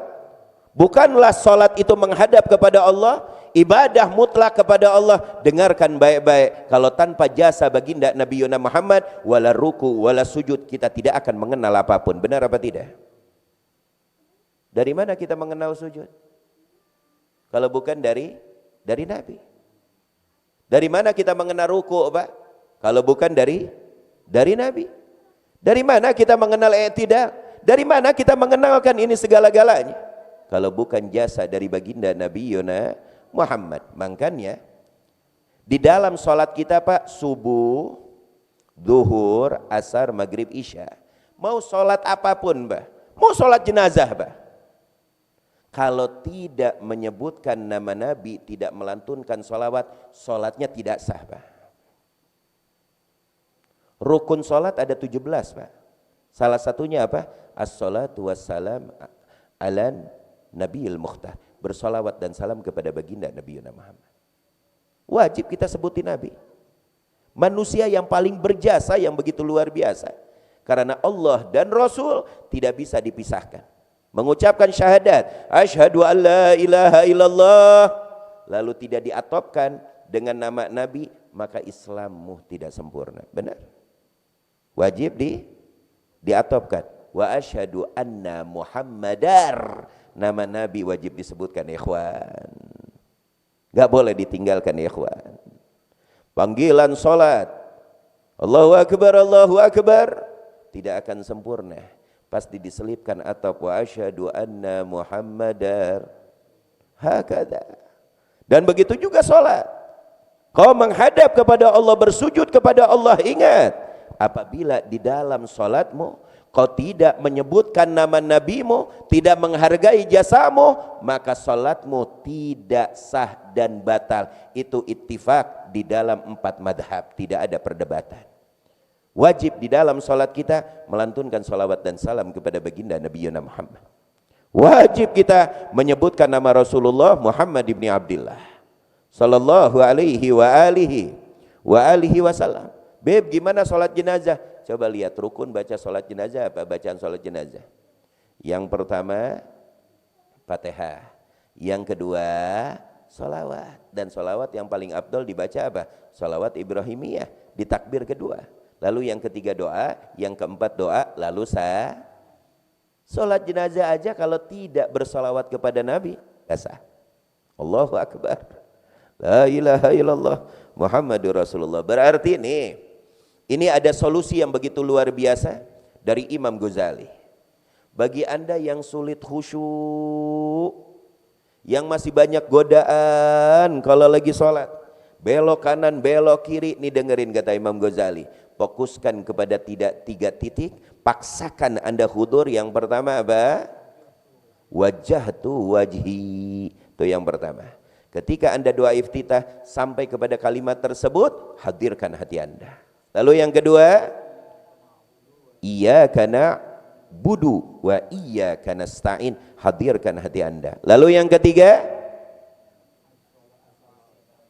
di dalam tahiyat takala kita mengucapkan salam kepada junjungan besar kita Nabi Muhammad, 3 titik tersebut jangan ditinggal kata Imam Ghazali. Usahain, paksain Anda bisa hadir dan khusyuk di dalam 3 titik tersebut. Allahumma inna insyaallah. Mudah-mudahan Allah bantu kita, amin ya rabbal alamin. Nah, kita lihat para hadirin, kita lihat berapa banyak ahlul khusyuk, berapa banyak ahlul hudur, manusia-manusia pilihan Allah yang begitu luar biasa, yang tidak terbelokkan dengan pesona dunia apapun tak kala menghadap kepada Rabbul Alamin. Salah satunya yang kita kenal, kita lihat aja bagaimana baginda Nabi Muhammad ya. Telah aku jadikan hal yang paling nikmat, yang paling aku banggakan di dalam hidup ini as-shalah, kata Nabi, yaitu shalah. Bangkanya lihat di dalam sejarah Nabi kalau melaksanakan sholat hatta tawaramat godamah, sampai tumit-tumitnya terbelah-belah dan mengucurkan darah. Itu Nabi. Kalau sudah bersujud Pak Nabi mengeluarkan air mata seakan-akan sungai yang mengalir dari air matanya. Makanya saking kasihannya Sayyidatina Khadijah melihat baginda Nabi Muhammad, sekali-kali Sayyidah Aisyah sekali-kali berkata, ya Rasulullah, jangan terlalu seperti ini engkau melakukan ya Rasulullah. Allah sudah mengampunkan dosamu yang sudah lampau atau yang akan datang. Fa anta ma'sum, annallaha ya'simuka minan nas. Dan engkau terampunkan dosa yang sudah lampau atau yang akan datang. Inna fatahna laka fathan mubina liyaghfira lakallahu ma taqaddama min dzambika wa ma ta'akhkhar. Dosamu sudah diampunkan ya Muhammad. Engkau maksum, terjaga dari segala dosa, dari segala kemaksiatan. Jangan sampai seperti ini ya Rasulullah. Namanya juga bini ya, kesian ngelihat suaminya ya, jangan terlalu gitu ya. Namanya juga istri. Apa yang dijawab oleh Nabi? Ya Aisyah, afala akuna abdan syakura. Wahai Aisyah, Apakah aku tidak boleh menjadi hamba sahaya yang selalu syakur, bersyukur kepada Allah Dzul Jalali wal Ikram. Alaikassalam ya Rasulullah, alaikassalam ya Habiballah, alaikassalam ya Nabi Allah. Hada nabiyuna wa hada rasuluna wa hada khaliluna Muhammad ibn Abdillah sallallahu alaihi wasallam. Lalu kalau kita lihat bagaimana para nabi-nabi terdahulu seperti Nabi Allah Ibrahim. Nih kalau udah sholat Pak, rintihan yang paling nikmat ya Pak, sholat itu ya. Istilah kata obat yang paling legit atau rumah sakit yang paling sehat itu sholat Pak. Makanya kata Sayyidina Abu Darda, kana yusma'u aziru qalbi Ibrahim khalili rahman idza qama bis salati min masirati mailin khaufan min rabbi. Kata Sayyidina Abu Darda, sahabat Nabi, yang dimana Nabi Allah Ibrahim kalau udah melakukan sholat Pak, itu denyut jantungnya terdengar deg deg deg deg, bukan takut karena ngelihat setan Pak, bukan. Saking nikmatnya kalau sholat dan khosyanya, takutnya kepada Allah, itu denyut jantungnya deg deg, dengan masafa 1 kilo kedengeran tuh. Allahu Akbar. Kita di sebelah nih, kita ini duduk, atau anak kita duduk di sebelah ya, kita sholat ya, terus habis sholat kita tanya, nak dengar enggak detakan jantung ayah? Boro-boro ya dengar. Itu kita ya. Tapi Nabi Allah Ibrahim alaihissalam itu denyut detak jantungnya bisa didengar dengan masafah batas 1 kilo. Allahu Akbar. Kita kembali kepada Imamul Haddad. Bagaimana sholatnya kaum solihin. Kita nggak ngomong syariatnya ya. Syariatnya tadi sudah tuntas yang kita omongin. Tapi ini cerita-cerita fakta, kisah. Bu, Pak, itu Al-Hawi dulu ya, masjidnya Imam Haddad. Itu pada suatu hari Imam Haddad ketika takbir di dalam sholatnya takala merasakan khusyuk yang begitu dahsyat. Allahu Akbar. Pintu mihrab retak Pak, gak sanggup Pak menahan kekhusyuan para solihin apabila melakukan sholat Pak. Khobib bisa retak, dengerin, di dalam riwayat di akhir zaman ntar batu aja bisa ngomong ngabarin kita tuh ada orang Yahudi di belakang sono, tuh ada orang Yahudi di belakang sono. Kalimat Allahu Akbar bisa menggetarkan dan menghancurkan musuh. Paham tuh? Allahu Akbar yang menjadi lambang peperangan Nabi Uhud, Badar, Hunain, Khandaq. Peperangan Nabi apa lambangnya? Allahu Akbar. Karena kalimat Allahu Akbar bisa membuat jiwa musuh getar dan terbinang-binang penuh dengan rasa takut dengan kalimat Allahu Akbar. Itu lambang perang Badar, perang Uhud. Dari mana bangkitnya semangat yang ada di dalam jiwa para sahabat dengan jumlah yang sedikit melawan 3.000 pasukan musuh Islam. Kalau bukan spirit tersebut dari kalimat Allahu Akbar, kejayaan kita, kemerdekaan negeri kita tidak luput dari lambang Allahu Akbar di tanggal 10 Bung Tomo ya. Itu jangan main-main dengan kalimat Allahu Akbar. Maka kalimat Allahu Akbar apabila disebutkan oleh hati yang khusyuk, apabila diucapkan kepada gunung untuk bergerak itu gunung. Allahu Akbar. Makanya Imam Haddad ketika takbir Allahu Akbar, retak tembok mihrabnya. Allah. Hada fitrim Hawi. Mungkin Sahibul Bait sudah nyampe ke kota Trim ya. Kota 1000 aulia ya. Ada di sono Hawi, Al-Hawi. Kalau di sini di Condet ada Al-Hawi Habib Abdul Qadir Al-Haddad. Masya Allah. Mudah-mudahan kita semuanya Allah sampaikan. Amin. Amin. Karena di situ kota yang penuh dengan tarbiyah, kota yang penuh dengan sejarah, dan kota yang dipenuhi dengan para aulia Allah. Di zaman Al-Habib Abdurrahman kurang lebih 6 abad yang lalu atau 7 abad yang lalu, Syekh Abdurrahman As-Segaf Itu di Zambal aja terkubur 80.000 wali dan 80 wali kutub. 7 abad yang lalu. Bagaimana dengan sekarang? Allahu Akbar. Siapa bilang di Magom Zambal tidak ada kuburan para sahabat? Ada para sahabat yang sebelah kirinya. Para sahabat-sahabat baginda Nabi Yuna Muhammad, minhum ahli Uhud, ahli Badar ada. Masya Allah, tabarakallah. Al-imanu yamani wal fiqhu al-iman yamaniyah, ya.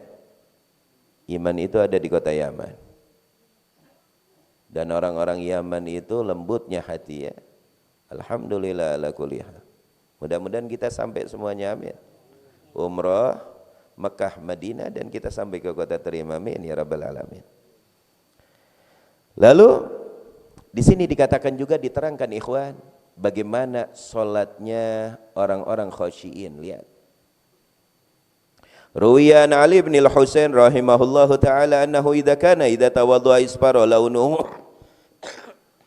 fayaqulu lahu ahluh ma hadha alladhi yatarika indal wudu fayaqulu atadruna baina yaday man uridu an agum. Lihat. Imam Ali Zainal Abidin, Sibtur Rasul, yang setiap hari 1000 rakaat, Pak. Salatnya setiap hari 1000 rakaat. Apa yang terjadi? Ini bukan riak-riaan, bukan. Ini bukan gaya-gayaan. Beliau kalau sudah ingin melaksanakan wudu, isfara wajhu, kuning, Pak, kemerah-merahan wajahnya, Pak. Kan wajahnya tuh putih, ya. Luar biasa terang nur bercahaya Imam Ali Zainal Abidin. Ibnul Husain, Ibnu Ali, Ibnu Fatimah binti Rasulillah sallallahu alaihi wa alihi wasallam. Itu Imam Ali kalau wudu, Pak, berubah, Pak, kuning. Kalau kita wudu, Pak, buru-buru, cepat-cepat, takut parkiran hilang motor di parkiran. Itu kita. Bedanya kita itu. Lalu seorang muridnya bertanya, ya Imam, seorang khodamnya, ahli hikmahnya bertanya, ya Imam, kenapa setiap hari aku wajahmu berubah menjadi kuning kemerah-merahan setiap engkau ingin melaksanakan wudu? Coba dengerin jawabannya, Pak. Ini tidak akan bisa menjawab hal seperti ini kecuali ahli qulubis salimah. Orang-orang yang hatinya sudah terpana, terpesona dengan Allah Dzul Jalali wal Ikram. Yang sudah mutlak dengan Allah Subhanahu wa taala. Apa jawaban beliau? Kenapa wajahmu setiap ingin melaksanakan wudu, tak kala ingin melaksanakan sholat, berubah menjadi kuning kemerah-merahan? Beliau berkata, atadruna baina yadaiman uridu anakum. Atadruna, apakah kalian tahu? Baina yadaiman, di hadapan siapa? Setelah ini aku akan berdiri dan menghadap Allah. Hakadha ahlul khudur, hakadha ahlul khasyah. Begitulah orang-orang yang mempunyai sifat khasyah, khudur, khusyuk di dalam sholat, tidak akan terlena dengan apapun. Masya Allah, tabarakallah. Seakan. Jam berapa? 11.30, ya. Masya Allah, tabarakallah. Bisa dipahami, ya? Bisa dipahami, bapak-bapak? Alhamdulillah. Yang penting poinnya begini, ya, poinnya begini, Bu, Pak. Kalau kita ini bukan orang khusyuk, kita akuin aja. Yang penting 3 tempat itu kata Imam Ghazali. Apa tempat yang pertama? Wajah tu wajih, paksain hadir, paksain khusyuk. Lalu yang kedua, ketika sampai iyyaka na'budu wa iyyaka nasta'in, usahain khusyuk. Lalu yang ketiga, ketika kita mengucapkan salam di dalam tahiyat kepada baginda Nabi Muhammad sallallahu alaihi wasallam, ini yang kita pegang. Mudah-mudahan dari 3 tempat yang wajib kita khusyukan ini akan merembet kekhusyuan kita sempurna di dalam segala ibadah kita. Amin, amin ya rabbal alamin. Masya Allah, tabarakallah.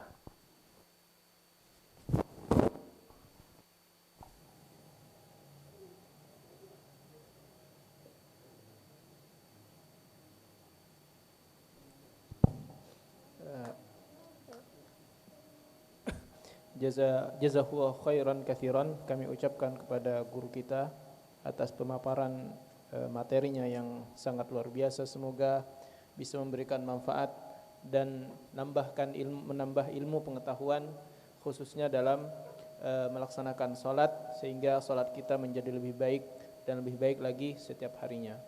Selanjutnya kami berikan kesempatan tanya jawab, satu untuk bapak-bapak dan satu untuk ibu-ibu. Kami persilahkan dari bapak-bapak terlebih dahulu jika ada yang ingin bertanya. Bismillah. Assalamualaikum warahmatullahi wabarakatuh. Pak Habib, mau saya tanya, itu kalau saya kan orang jalanan, artinya saya bawa kerja di selain akidahnya beda. Jadi kalau kita mau sholat itu kadang-kadang kita mau sholat waktu langsung jalan, bosnya ngajak jalan. Jadi bosnya itu bos entertain. Menurut pendapat kiat-kiatnya gimana, solusinya? Begini, ini banyak dari teman-teman juga saudara-saudara kita ya, yang mungkin sama satu pekerjaan seperti antum kayak di entertainment seperti itu ya, serba cepat, serba apa. Maka jawaban saya kepada mereka, kerja tetaplah kerja, yang penting halal. Dan untuk melaksanakan sholat, saya yakin waktu itu panjang tidak sedikit. Waktu itu panjang tidak sedikit. Tinggal negosiasi dengan kepala stafnya lah seperti itu ya. Bahkan saya menyarankan kepada teman-teman kita yang saya kenal, yang ikut serta juga pekerjaannya sama kayak entertainment seperti itu. Saya mengharap dari mereka, luluhkan bos-bos kalian, sehingga kalian menjadi pintu wasilah hidayahnya mereka, cintanya mereka terhadap sholat. Dan alhamdulillah wa syukrulillah, kabar-kabar gembira itu, perubahan itu sekarang sudah luar biasa Pak. Jadi jiwa saudara-saudara kita, teman-teman kita di entertainment seperti ini sekarang tidak seperti sekarang, alhamdulillah. Sudah banyak perubahan yang begitu hebat Pak. Jadi Pak, kalau ini masalah insya Allah nggak sulit, tinggal diatur aja, negosiasi gampang ya, insya Allah. Bahkan kita mengharap mudah-mudahan menjadi miftahun lil khair ya, pembuka untuk kebaikan. Mungkin untuk teman-temannya yang sulit, giring mereka bagaimana caranya mereka bisa getol di dalam melaksanakan sholat. Ini suatu keberuntungan dan kesempatan emas apabila kita lihat. Amin ya rabbal alamin, insya Allah. Amin. Selanjutnya pertanyaan dari ibu-ibu. Ibu-ibu dengar nggak ini? Dengar ya. Ada mic nggak di sana ibu-ibu?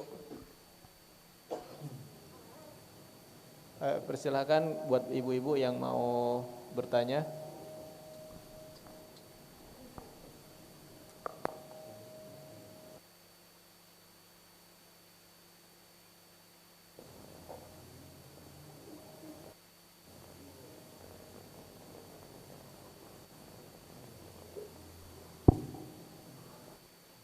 Ada ibu? Ada, apakah ada yang mau nanya?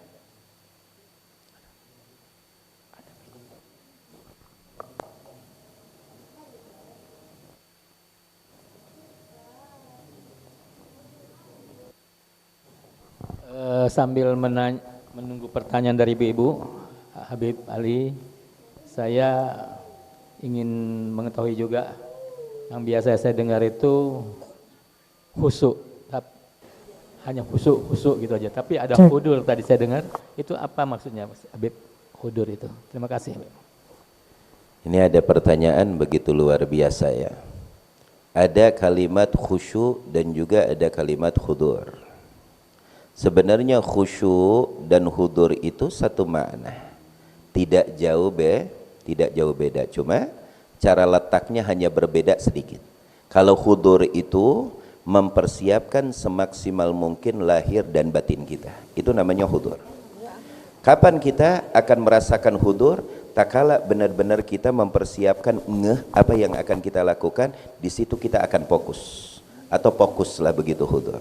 Nah kalau khusyuk itu lebih kepada rasa yang dirasakan di dalam hati kita tak kala kita melaksanakan sholat. Akan tetapi pada hakikatnya antara khusyuk dan hudur itu bisa dikaitkan dengan satu makna atau satu arti atau satu tujuan. Cuma berbeda daya letak. Kalau khusyuk lebih fokus kepada apa? Rasa ya, rasa di dalam hati tak kala kita sholat. Kalau hudur itu lebih persiapan yang sempurna, yang rapih gitu ya, di dalam kita ingin melaksanakan salat atau ibadah yang lainnya. Wallahu a'lam. Assalamualaikum warahmatullahi wabarakatuh. Habib, maaf ada satu pertanyaan titipan. Amal yang sedikit tapi dilakukan dengan telaten, maka kata Sayyidina Ali bin Thalib berkata akan mendapatkan 1 syafaat dari Rasulullah, 2, dan ketiga itu masuk surga Firdaus. Maaf Habib, yang keduanya itu boleh dijelaskan lagi? Terima kasih. Wassalamualaikum warahmatullahi wabarakatuh. Coba Ibu ini diulang, maksudnya dari mana ini? Mungkin ini apa? Yang penting ini. Tadi dari ucapan saya Ibu nukil ya? Iya. Amalan yang sedikit tapi dilakukan dengan telaten, maka kita akan mendapatkan syafaat. Itu syafaat dari Rasulullah. Kan ada 3 syafaat dari Rasulullah. Yang kedua itu kurang dengar tadi. Yang ketiga masuk surga Firdaus. Mungkin itu yang kedua itu husnul khatimah insyaallah ya, mungkin yang kedua. Baik, Habib. Terkadang begini, itu yang tadi saya sampaikan itu perkataan Imam Ali yang dimana harapan kita itu bukan semuanya perkataan Imam Ali. Perkataan Imam Ali itu batasnya tadi amal yang sedikit kalau kita amalkan dengan telaten ya, bahwa Allah itu sangat mencintai amal yang sedikit apabila dijalankan dengan telaten. Itu perkataan Imam Ali, singkat sampai situ. Cuma ini pembahasan penjelasan, setiap amal yang telaten, setiap amal yang digabulkan itu akan berdampak bisa memasukkan kita ke dalam surga, matikan kita dalam keadaan husnul khatimah hakadah. Jadi ini hanya sekedar menjelaskan atau mendantakan. Jadi perkataan Imam Ali itu sampai perkataan bahwa amal yang telaten walaupun sedikit itu lebih Allah cintai daripada amal yang banyak tanpa telaten. Paham? Cuma sisanya itu hanya sekedar gambaran pencerahan tambahan dari Al-Fagir, bahwa setiap amal itu kalau emang kita jalankan dengan telaten dan diterima oleh Allah akan berdampak luar biasa, hadiah yang begitu hebat. Salah satunya rokaatain ya, qablal fajar, 2 rakaat sebelum waktu subuh, khairum minad dunya wa ma fiha. Coba Anda bayangkan, Allah kalau mau memberi itu nggak kepalang, nggak pakai hitung-hitungan seperti kita. Bayangin 2 rakaat sebelum fajar kau laksanakan khusyuk, ikhlas, itu lebih baik daripada dunia seisinya. Coba bayangin. Udah nggak usah dibayangin. Bayangin aja karimnya Allah. Allahu Akbar. Nah, itu Ibu.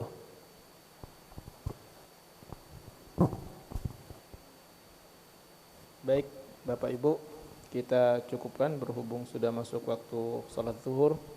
Setelah ini kita laksanakan salat zuhur berjamaah. Namun sebelum kami tutup, kami sampaikan kembali buat jamaah bapak-bapak atau ikhwan, setelah acara ini selesai nanti, setelah salat zuhur diharapkan untuk segera mengosongkan area tempat karena setelahnya akan dipakai untuk jamaah ibu-ibu khusus. Demikian yang bisa kami sampaikan. Mohon maaf jika ada salah kata dan salah ucap yang kurang berkenan. Wabillahi taufiq wal hidayah. Wassalamualaikum warahmatullahi wabarakatuh. Waalaikumsalam warahmatullahi wabarakatuh. Dan ini yang terakhir, maaf, ada tambahan. Banyak orang yang bertanya bagaimana supaya kita sholat khusyuk, bagaimana supaya kita sholat hudur. Fokuskan kepada 2. Ini kan banyak, para guru-guru kita menyampaikan luar biasa banyak cara-cara untuk khusyuk ya. Kalau saya mengambil 2 fokus. Fokus yang pertama, sempurnakan wudu'mu. Ini kadang orang bertanya ingin khusyuk di dalam sholat gini. Tapi wudunya kayak kucing onggora mandi ya, keceplak ya. Lupa sunnahnya, lupa adabnya. Kenapa? Salah satu wasilah yang bisa menghantar kita kepada khusyuk, sempurnakan wudumu, karena wudu miftahus sholat, kata Nabi. Wudu itu kuncinya sholat. Kalau wudunya udah paten, wudunya udah rapi, insya Allah sholatnya rapi. Terus yang kedua, Kalau Anda ingin khusyuk di dalam sholat, bayangkan di benak kita bahwa ini sholat yang terakhir. Segala sesuatu kalau kita membayangkan finish, insya Allah sesuatu tersebut akan kita laksanakan dengan sempurna. Bayangin aja ini sholat yang terakhir. Makanya apa kata Nabi? Sholli sholata muwadda'in. Sholatlah Anda sholat muwadda'. Seakan-akan Anda akan berpisah. Ini sholat yang paling akhir. Nah ini gerakan ini di dalam jiwa kita wajib kita kembangin. Yang pertama, sempurnain wudhu, kunci sholat. Yang kedua, bayangkan tak kala kita ingin sholat bahwa ini sholat terakhir kita, insya Allah. Kalau hal yang tersebut sering kita rasakan, insya Allah biidznillah lambat laun kekhusyuan akan mulai bertambah di dalam hati dan jiwa kita. Amin ya rabbal alamin. Dan yang kedua, saya mohon maaf juga untuk jamaah dan sahibul bait, mungkin al-fagir langsung ya, mohon izin pulang karena dari jam 10 tadi ditunggu ada nikahan sepupu. Karena sudah ada tertib di sini, jadi kita akhirin. Yang penting kita berjumpa di sana di dalam acara pernikahan ada sepupu, jadi mohon maaf, minta izin al-fagir langsung lanjut ya untuk menghadiri nikahan sepupu. Mudah-mudahan berkah dan mudah-mudahan Allah berikan selalu kepada kita rezeki berlimpah, dan mudah-mudahan sahibul bait semakin Allah berkahi, semakin Allah jaga dan Allah wujudkan cita-citanya, dan kita yang hadir semuanya semoga Allah tanamkan di dalam hati kita cinta terhadap ilmu, keinginan untuk menuntut ilmu. Dan mulai minggu-minggu besok kalau ada kajian, satu orang wajib membawa 2 orang. Siap apa enggak? Siap apa enggak? Jangan gojek doang, bawa terus, boncengin. Kita mau ke surga nih, wajib bawa boncengan dong, begitu ya. Insya Allah. Allahumma hadha du'a wa minkal ijabah. Allahumma hadha du'a wa minkal ijabah. Allahumma la tada' lana dhanban ila ghafartah wa la aiban ila satartah wa la karbatan ila farajtah ya farijal ham ya kashifal gham ya man li abdi yaghfir wa yarham. Rabbana la tuzigh qulubana ba'da idh hadaytana wa hab lana min ladunka rahmatan innaka antal wahhab. Rabbana atina fid dunya hasanah wa fil akhirati hasanatan wa qina adzabannar. Wa sallallahu ala sayidina Muhammadin wa ala alihi washabihi wasallam. Walhamdulillahi rabbil alamin. Al-qabul. Wassalamualaikum warahmatullahi wabarakatuh.